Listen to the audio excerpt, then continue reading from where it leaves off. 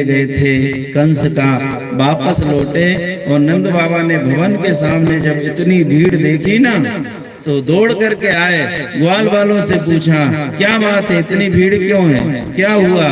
तो कहा बाबा ये एक राक्षसी आई बड़ा सुंदर स्वरूप बना के और कन्हैया को इसने अपनी गोद में ले लिया था और बाद में ये राक्षसी निकली। नंद बाबा ने यशोदा मैया से कहा एक बालक हुआ, वो भी इतनी अवस्था में, वो भी तुमसे नहीं संभल रहा है।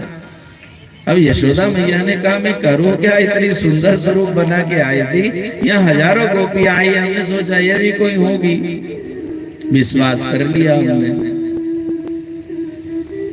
गोपाल ने पूछा बाबा अब इसके शरीर का क्या करें, अगर इतना बड़ा शरीर यहाँ पड़ा रहा तो ये सड़ेगा, गलेगा, बदबू आएगी।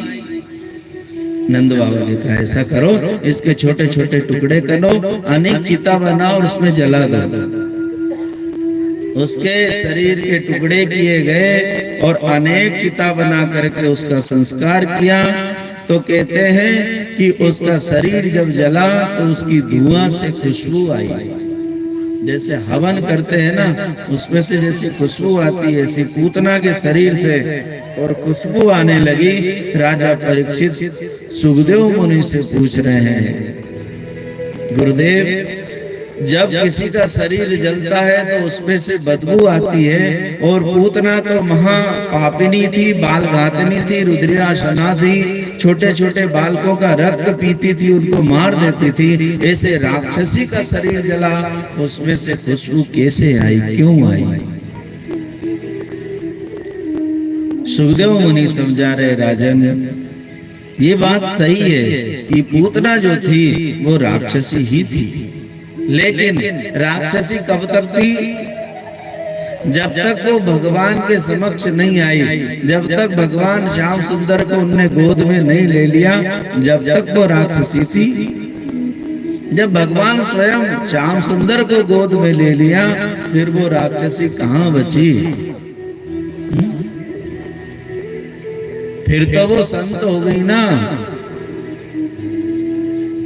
क्योंकि भगवान के सम्मुख जब पहुंच जाते हैं तो फिर जो है पाप बचता नहीं है, पाप की शेष राशि फिर बचती नहीं है। जब भगवान के सम्मुख पहुंच जाते हैं, भगवान स्वयं कहते हैं रामचरितमानस में सन्मुख होई जीव मोहि जबहि जन्म कोटि अगनासई तबहि।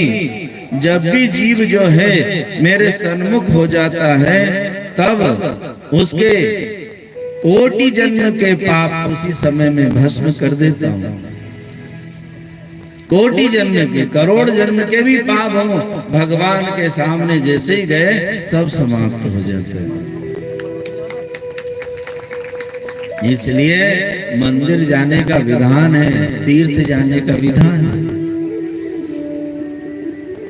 रोज मंदिर जाने का विधान इसलिए तो है कि हमारे जितने भी पाप ताप हो रहे हैं मंदिर जाएं और मंदिर में भगवान के सन्मुख हो जाएं, वो सब पाप हमारे जल जाएं। वो जलेंगे जब दूसरे नहीं हो तो, नहीं तो रोज मंदिर चले गए, नर्मदा जी चले गए, गंगा जी चले गए, उनके सारे पाप समाप्त हो गए, अब फिर दूसरे नए करो, नहीं करना। संकल्प ले प्रभु मेरे से ये दोष हो गया, ये पाप हो गया, क्या करूं, संसार में हूं लेकिन अब आपके सामने हम संकल्प लेते हैं अब ऐसा कोई पाप, ऐसा दोष इस शरीर से नहीं होगा, तो वो सारी पाप राशि जो है वो समाप्त हो जाती है।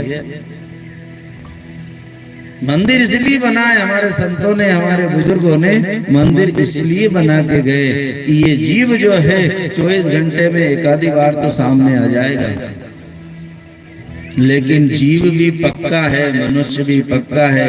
24 घंटे में तो क्या, वो 24 साल में एक आधी बार भी नहीं गया।